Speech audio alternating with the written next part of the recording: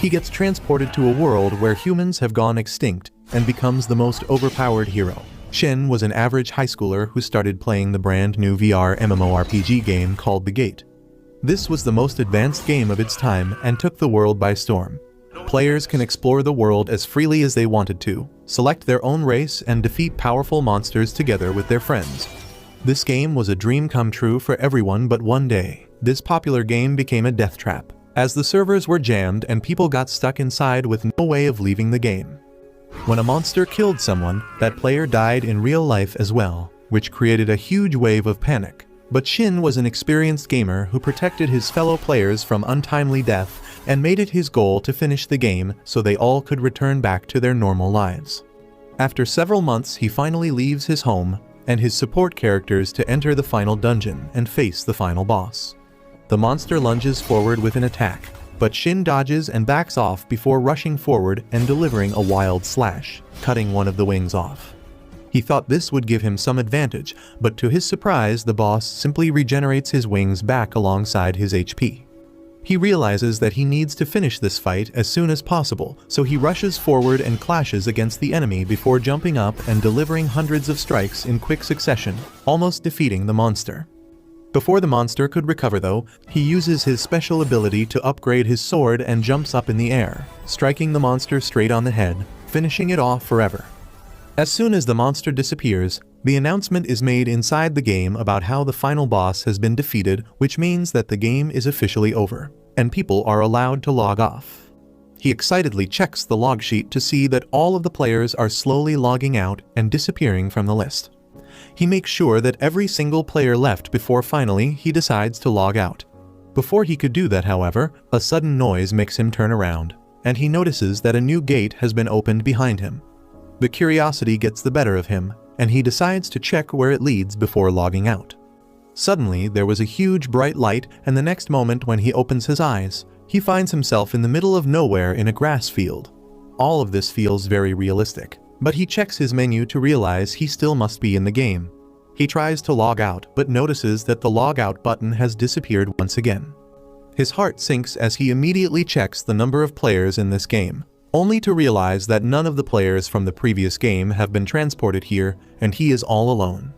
He curses his luck, but realizes that he needs to man up and figure this problem out.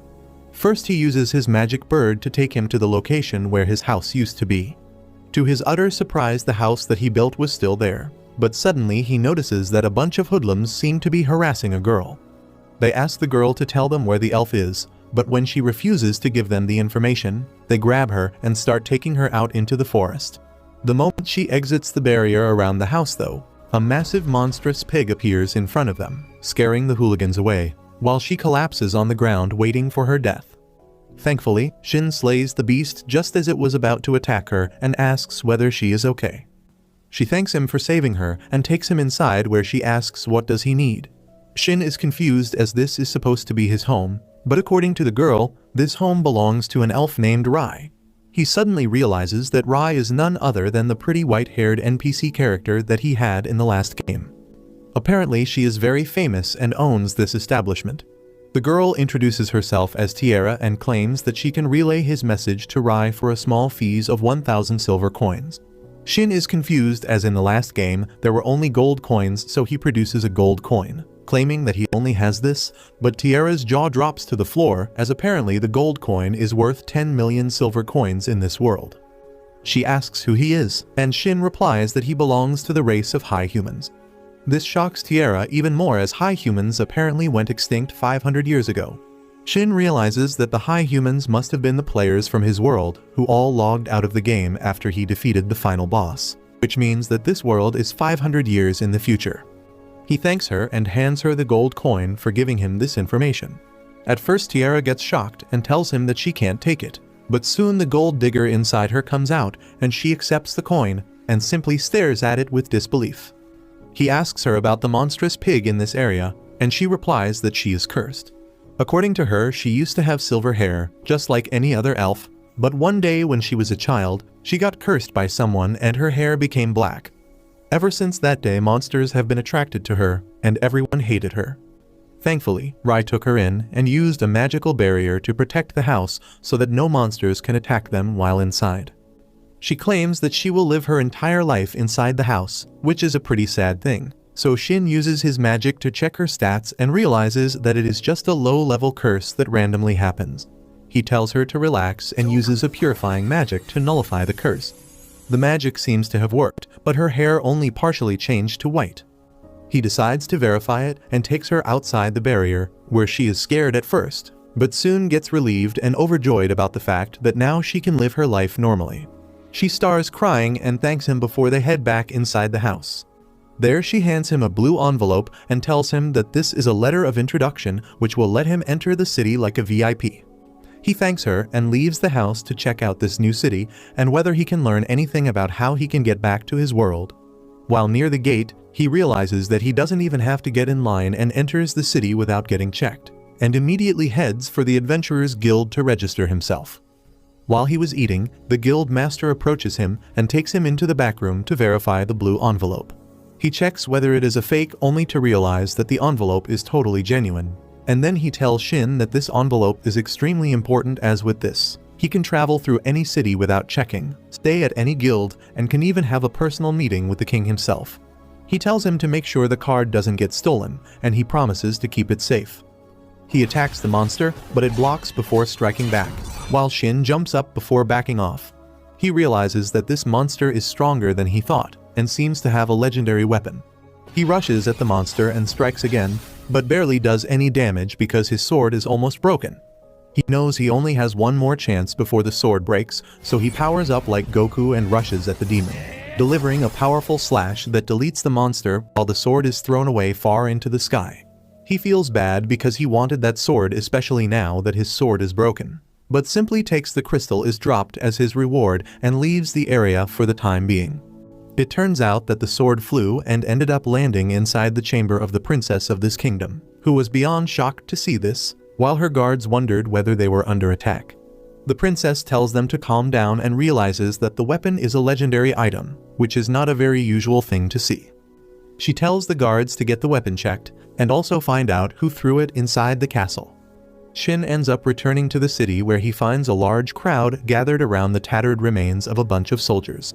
He asks around and finds out that the soldiers were wandering the northern forest after reports of people going missing, so they went to check, but ended up getting attacked by an incredibly strong monster that killed most of them while the rest ran away injured. The guard asks whether Shin knows anything about it, but he lies and claims that he doesn't know anything about it as he was picking herbs. After that, he returns back to the Adventurers Guild where he meets up with the receptionist named Silica. And even inside the guild, he finds out that everyone is talking about the northern forests, as apparently a lot of monsters have been spawning there lately. He turns towards her and reports that he ended up killing a giant monster called Skullface and wanted to have the gem that he dropped checked out.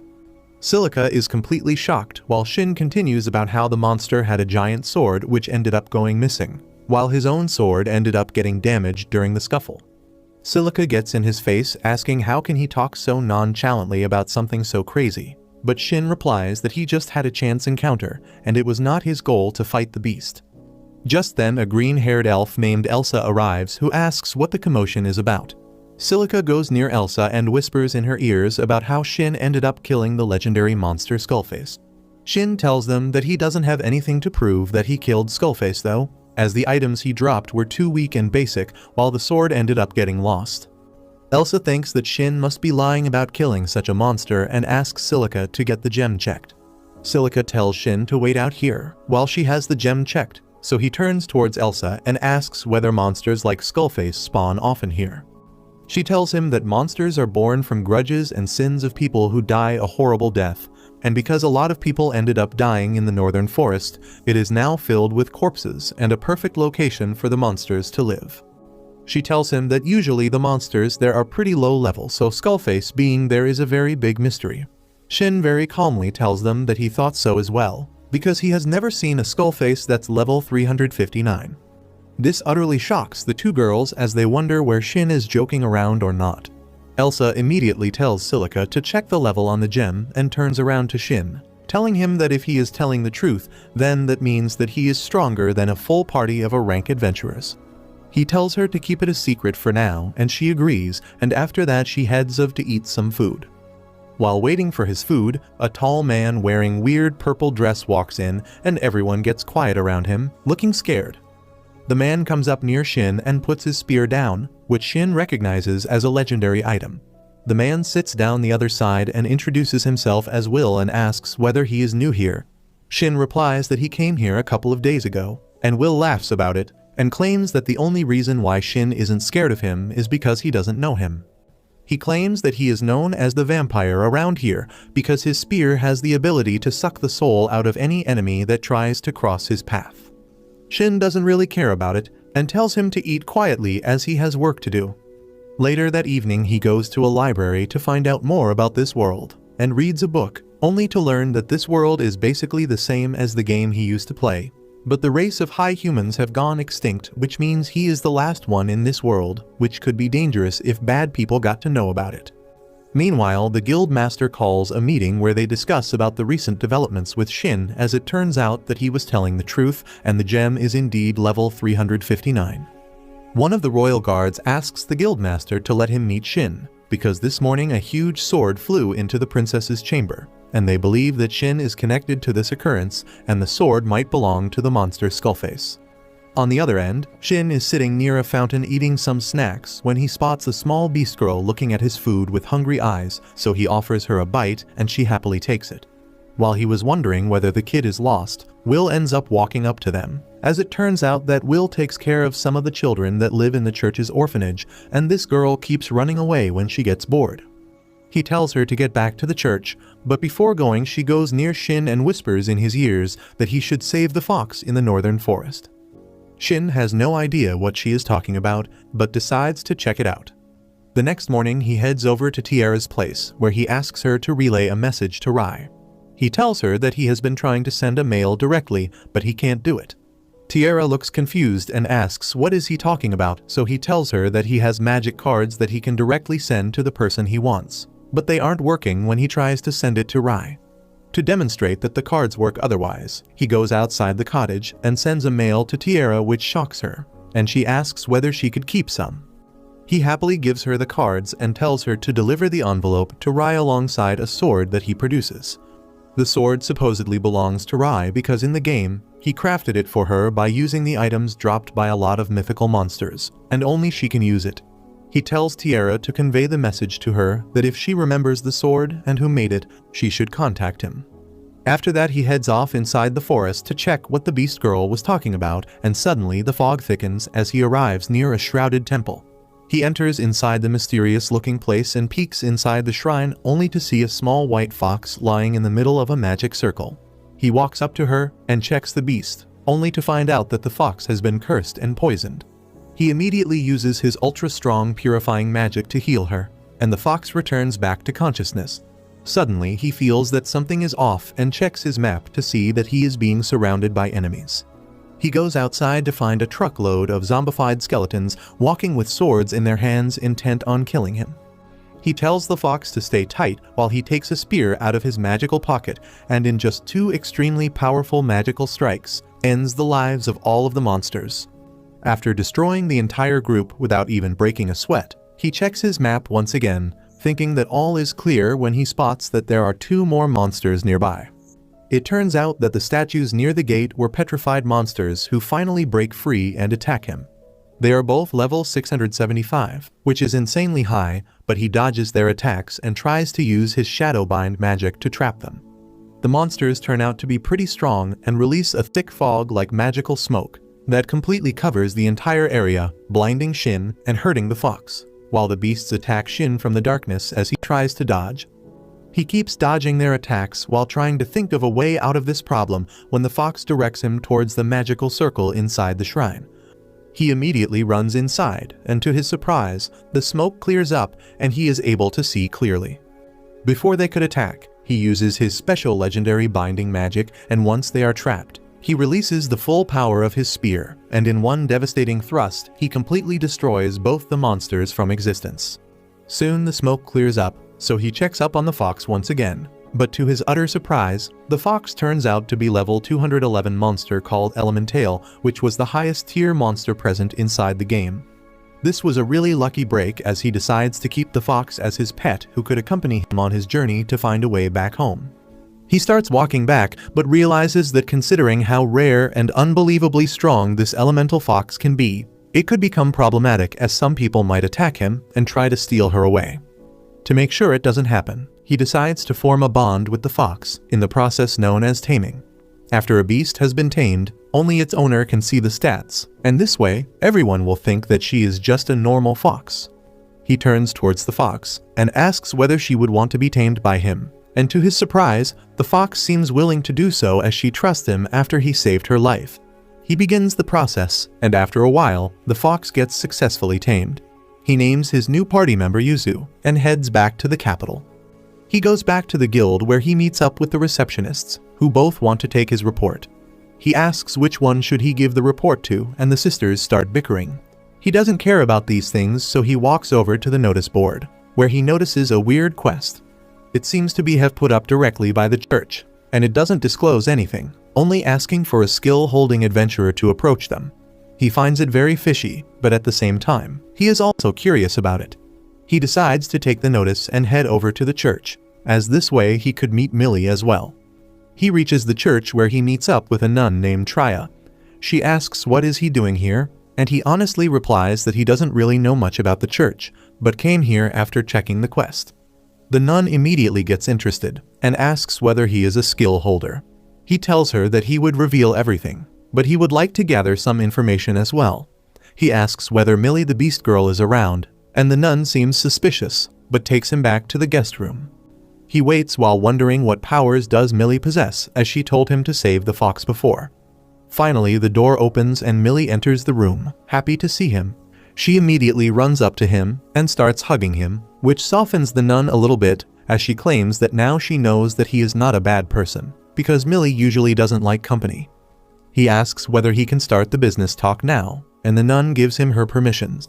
He immediately looks at Millie and asks whether this is the fox that she was telling him to save.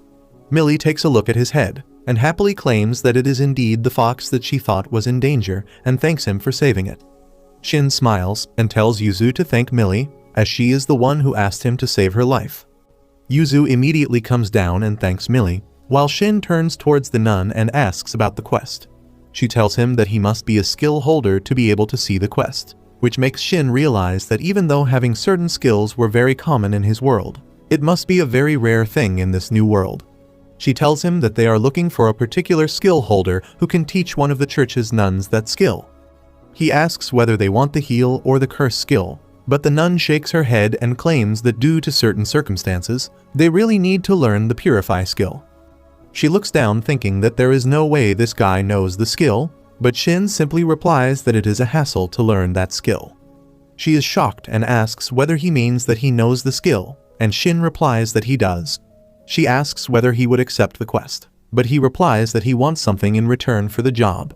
She starts talking about gold and money, but he tells her that he is not interested in that and would like repayment in some other way. Just as the nun was going to break her vow of celibacy, Shin stops her and tells her that he simply wants to know details about the church and about the powers the Millie possesses.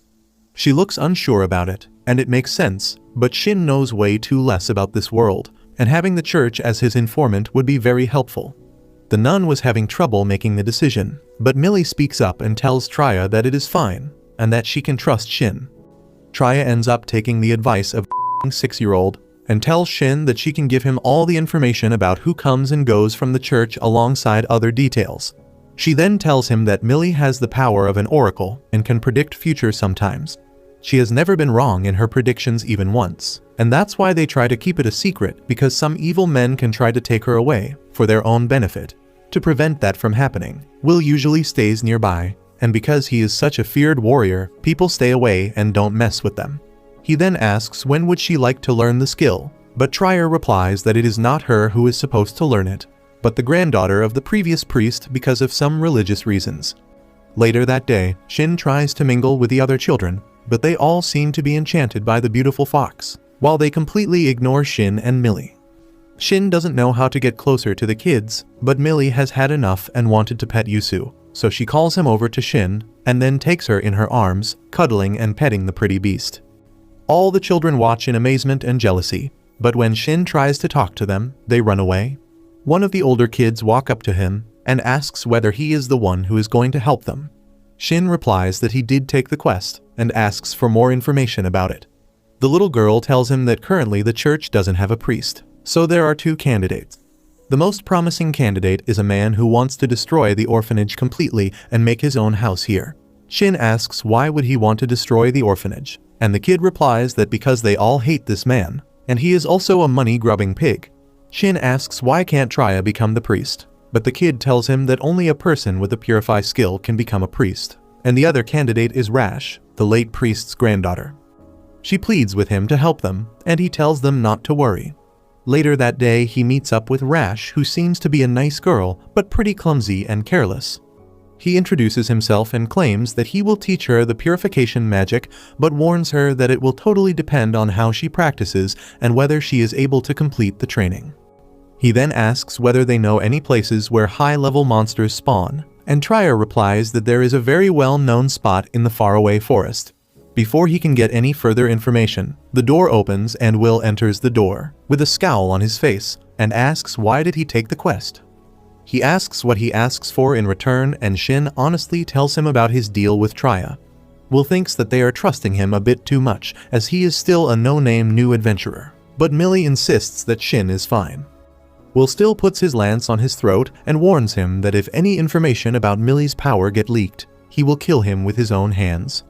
Will then asks more about the purifying skill and how to learn it, so Shin explains that you first need to have a holy gem with you, which is very hard to find. After that you need to defeat over 200 undead monsters, and each should be at least level 150. The good thing is that only the killing blow matters, so his plan is to weaken the monsters to the brink of death, so that Rash can easily kill them off. Even Will is shocked at this because level 150 monsters are no joke.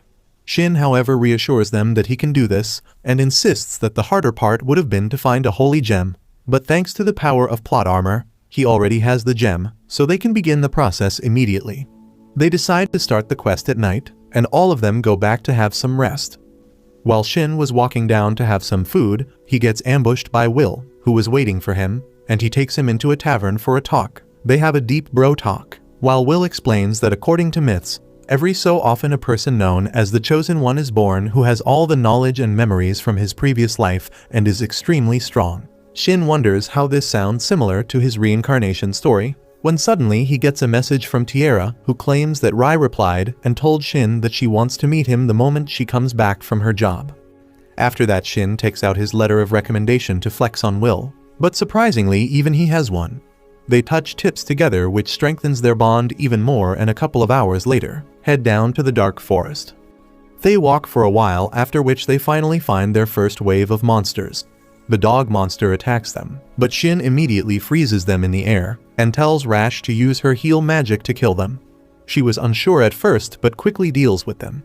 Will takes care of the next wave of skeletons with his lance, and Rash destroys them as well. After killing a bunch of waves, they finally head over to the deeper ends, where Will uses his adventurer's card to open a barrier which is put in place to stop new adventurers, as this area is dangerous. They enter the area, and immediately Shin notices some monsters on his minimap. Will goes ahead to deal with the ones ahead, while Shin weakens the ones nearby, and lets Rash end them. He tells her that by the time she learns to purify magic, she might become level 150 herself. Finally, Will comes back with a bunch of corpses and hands it over to Rash, who screams in horror at this sight. Meanwhile, much deeper in the forest, the princess and her party are dealing with a giant monster. She uses her giant sword to finish the demon and realizes that without this sword, which came through her window, killing this monster would have been very difficult. She then tells one of her party members to help the other group, so she runs over to the nearby lake. The other party seems to be on their last leg, barely managing to survive against the giant monster. But the white-haired lady enters the fray and uses her ultra-fast strikes to slice the monster in pieces and breaks its core in half. She lands on the ground, and her hair starts flying as the knight realizes that it's the famous white-haired elf, Rai. Rai uses a spell called Wide Heal to immediately heal all the injuries the knights have sustained. The knight captain kneels before her and thanks her, and she says that she wouldn't have been able to defeat the monster if they hadn't weakened it. With that, Rai takes off to investigate the nearby regions for more monsters and tells the knight captain to signal her if something comes up. She does the Naruto run through the forest, and the only thing on her mind is that she can soon meet her master again. Meanwhile, Will is facing one giant skeleton monster alone, and he manages to bring it down with just one hit from his spear. He tells Rash to finish the monster, and she casts the heal magic on the monster's broken core to defeat it.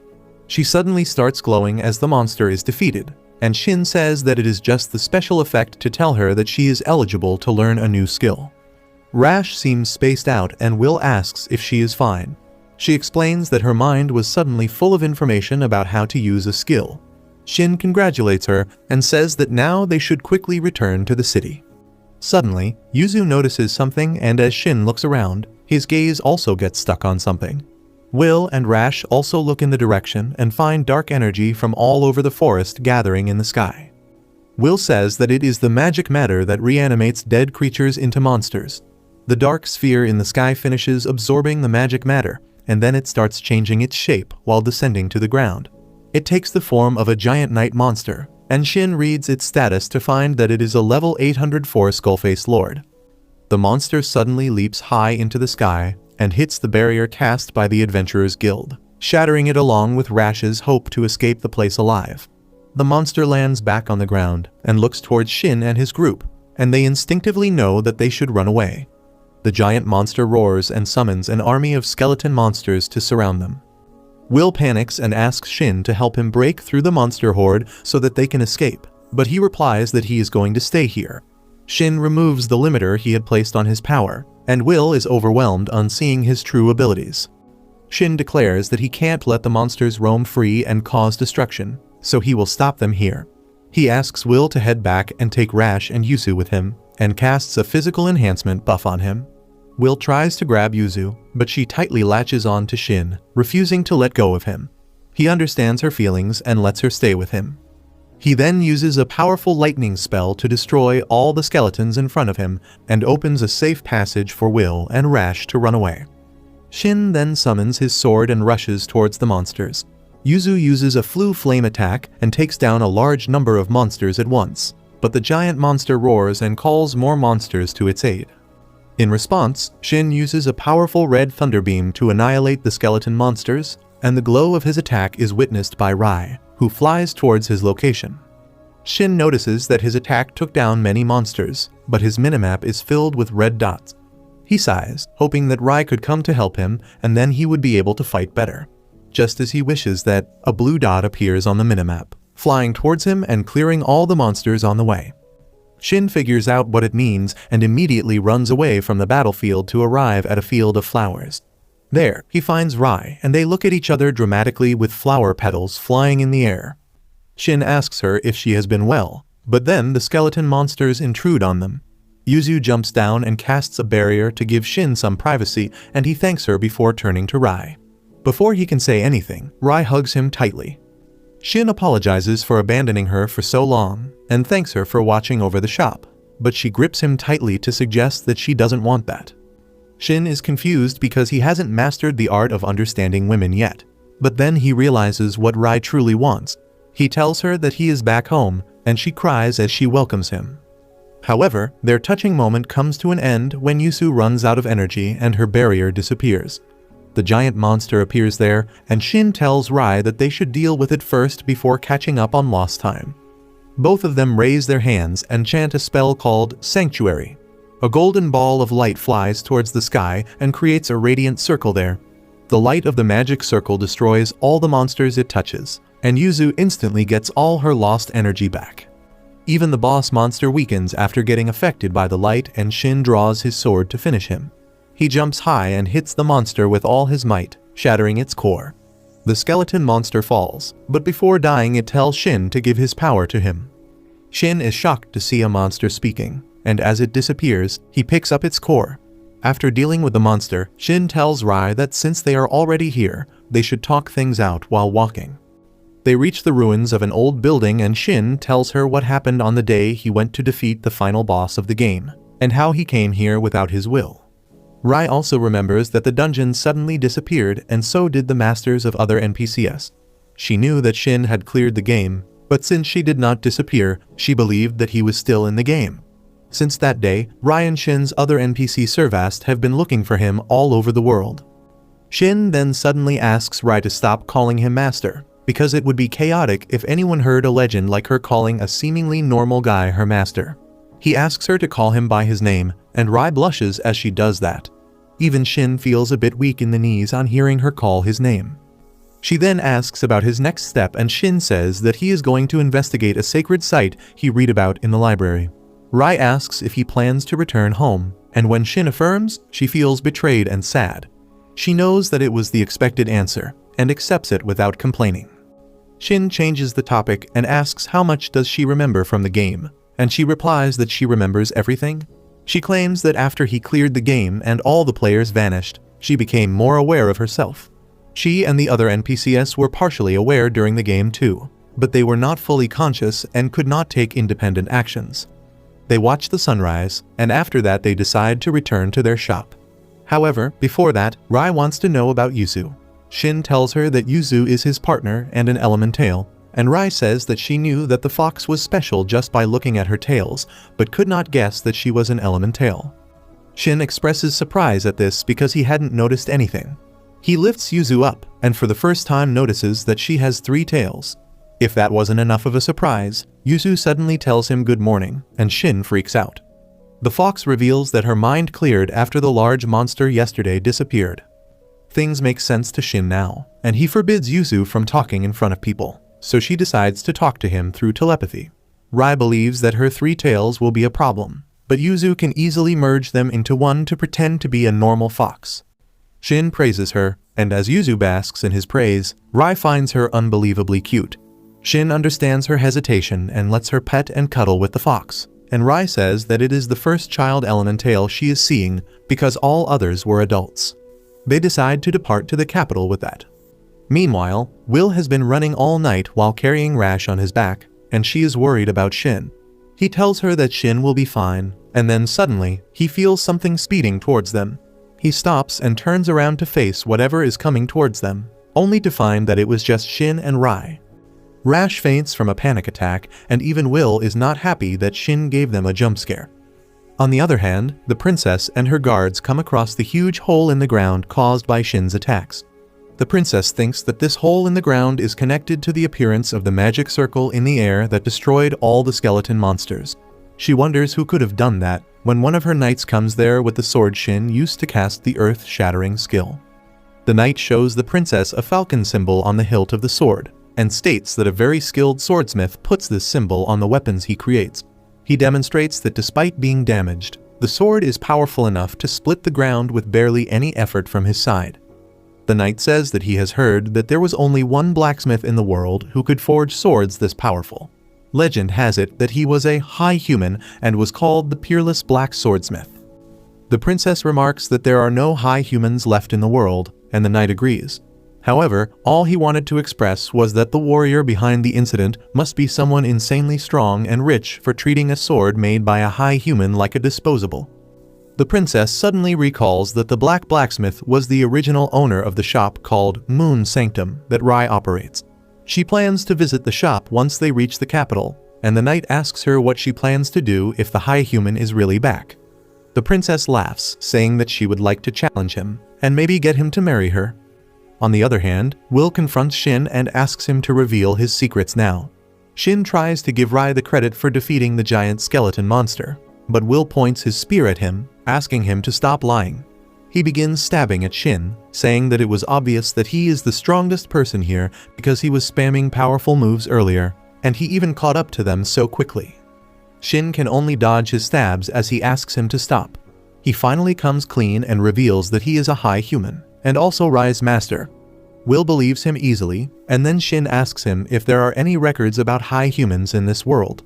Will tells him that there are many records that talk about how insanely strong and skilled high humans used to be, and they are still worshipped as gods by many people. Shin says that those stories can be a problem, but he really believes that his blacksmithing skills are legendary. Soon, Rash wakes up, and as she looks at Shin, she panics and asks if he is fine. She then notices the white-haired elf, and upon learning that she is Rai, Rash starts fangirling over her. The very next moment, she is hit by motion sickness because of being carried at super speed all night long.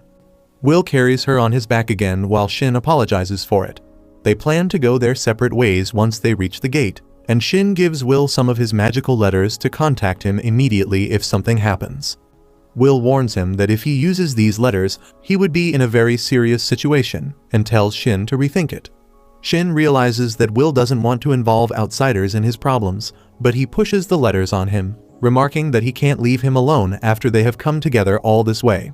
Will decides to take up the letters and then leaves for the church.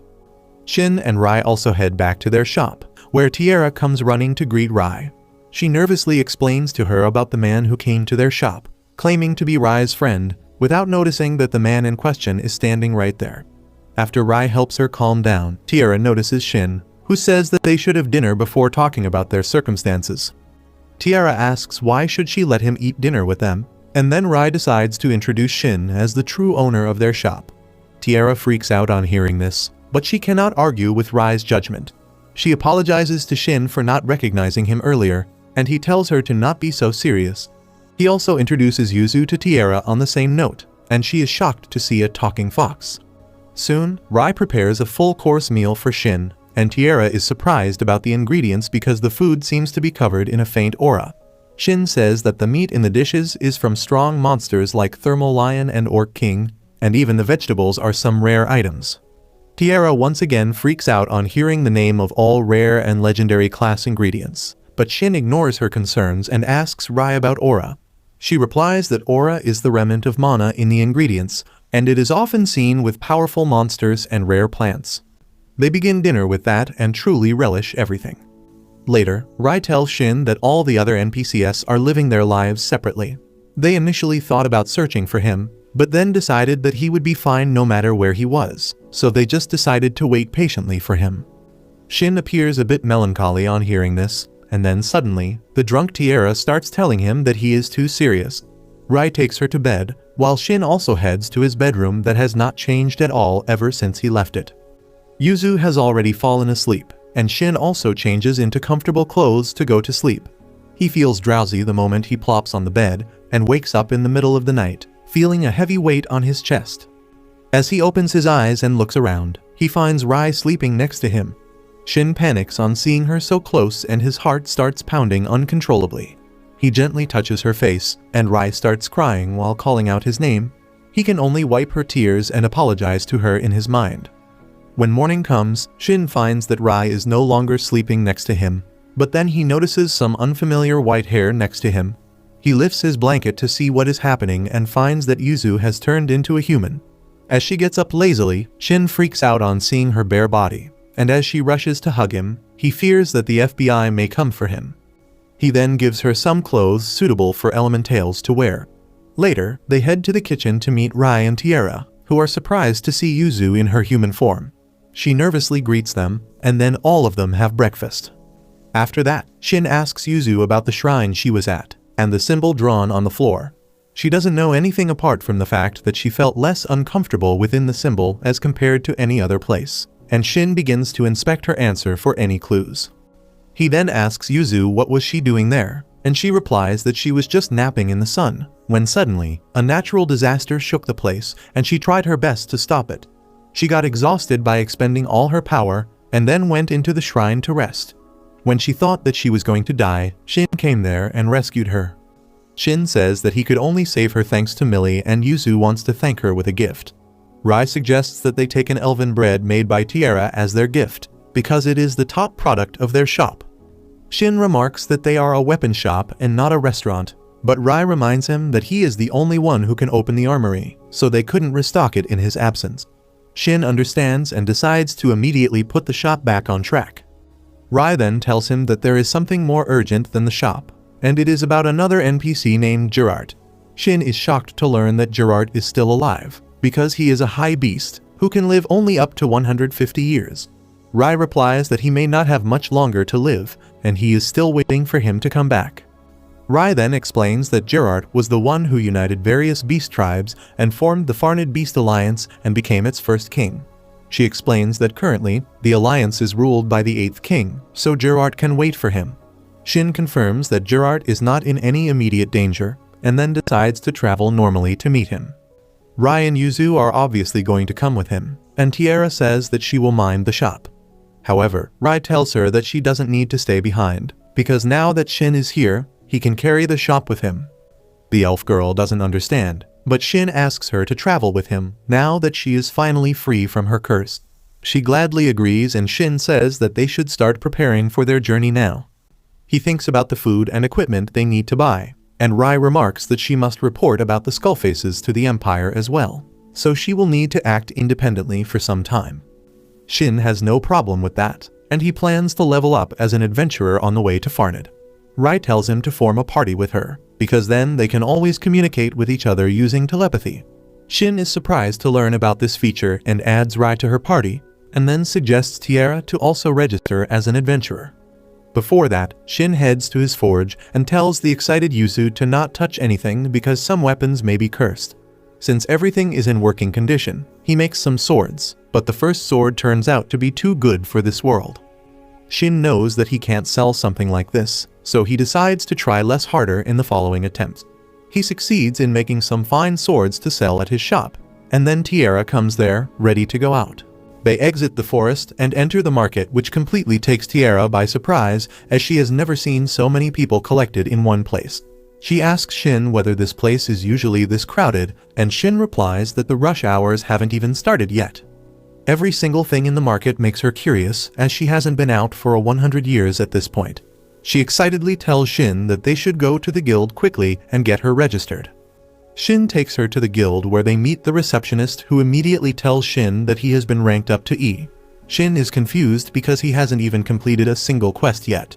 But the receptionist replies that his exploits are well known at this point, as he defeated the giant skeleton monster before and then was spotted defeating a huge horde of skeletons. She claims that he should be ranked up to it at once, but if they do it, it will create a lot of turmoil as the other adventurers won't like it.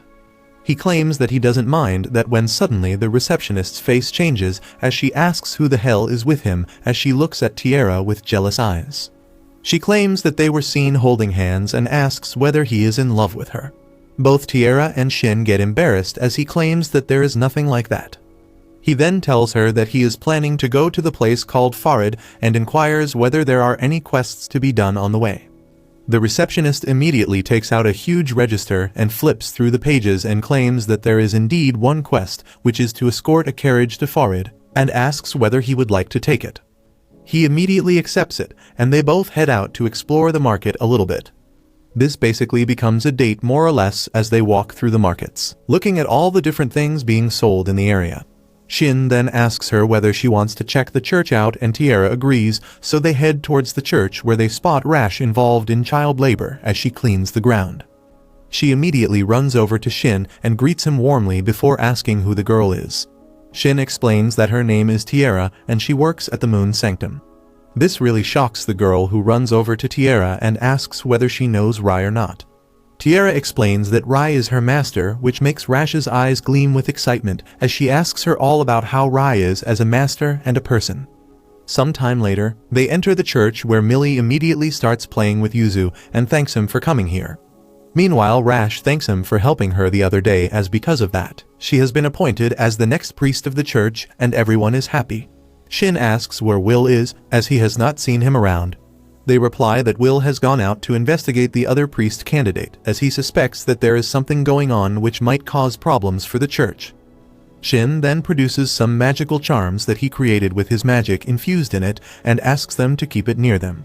Suddenly, the door opens and the other kids enter the room, immediately swarming Shin as they all want to meet with him.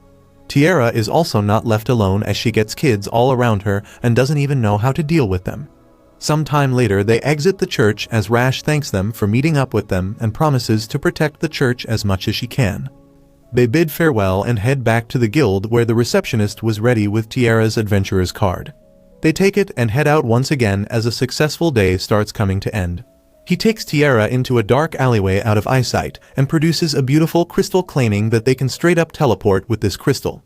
Tiara is beyond shocked at this and asks what is he even talking about. Shin claims that it's just normal teleportation magic, while Tiara tells him that teleportation itself is a completely lost magic that hasn't been performed in ages. He tells her to get used to it as they start teleporting and immediately arrive in front of the moon's sanctum. She is still a bit shaken up by the teleportation when Shin quickly transforms the moon's sanctum into a portable form as a necklace, claiming that now they can take it wherever they want. A little while later they head out of the city gates and find a carriage alongside a weird alligator guy standing in front of it. It turns out that the alligator guy's name is Guy, and alongside a girl called Baki, they have also taken the same quest to escort the carriage. Soon enough the owner named Nak comes and greets them warmly, and soon they start traveling through the forests in silence. While traveling they end up making small talk as Guy asks them whether they have killed any men before. This surprises Tiara, who looks at Shin, and he tells her that usually these escort missions have to deal with bandits who are human and not monsters. The redhead claims that no one takes her seriously because of her size and her gender, but she has beaten the crap out of a good many guys. They introduce their classes, and it turns out that Guy is a samurai class, a rank just like Shin, while Baki is a brawler and rank E. Shin realizes that Guy must be sufficiently strong to be rank O, and feels a little better about the mission when suddenly the carriage stops. They get out to find themselves surrounded by bandits looking at them. Shin tells Nak to head back inside the carriage and tells Yuzu to protect him. The bandits seem to have a lot of confidence as they start making fun of them and passing comments on the redhead, who seems unfazed by it. Tiara is hiding behind the carriage all this while thinking whether she could ever kill a human when she suddenly realizes that Shin seems different as he is seething with anger at the comments passed by these men. Suddenly she notices a couple of other men hiding behind the trees to ambush them. Guy tells them to back off as he doesn't want to kill unnecessarily, but the leader is confident and knows that he is the only a rank adventurer, while the rest are rank E and lower. Shin realizes that they must have some inside information as this is not a random attack, but before the bandits attack, an arrow goes past one of them and then another arrow flies, killing both of the hidden men. The leader is surprised that they got found, but the fight resumes. One of the guys runs at the redhead, who simply ducks below and delivers a massive uppercut that knocks the guy out, which scares them. Guy immediately follows up as he slices through both the guy and his sword with surprising ease. Two guys try to attack Shin together, but he easily cuts through them without any issue before walking towards the leader. The leader is still confused as these rank E adventurers should not be this strong, but Shin immediately cuts through his sword and beats the crap out of him before tying him up. He puts his sword at his throat and asks who the hell told him about them when Tiara grabs Shin from behind and puts him between her massive plots, which calms him down a bit and his deadly intent goes away. Shin is completely surprised at this, while Tiara gets embarrassed thinking that she just did it because Rai does it to calm her down. Meanwhile, Shin is looking at her confused before he decides what to do with this bandit leader. If you liked this video, make sure to subscribe for part 7, and make sure to check out this brand new anime about a weird loser who turns out to be the strongest fighter in high school.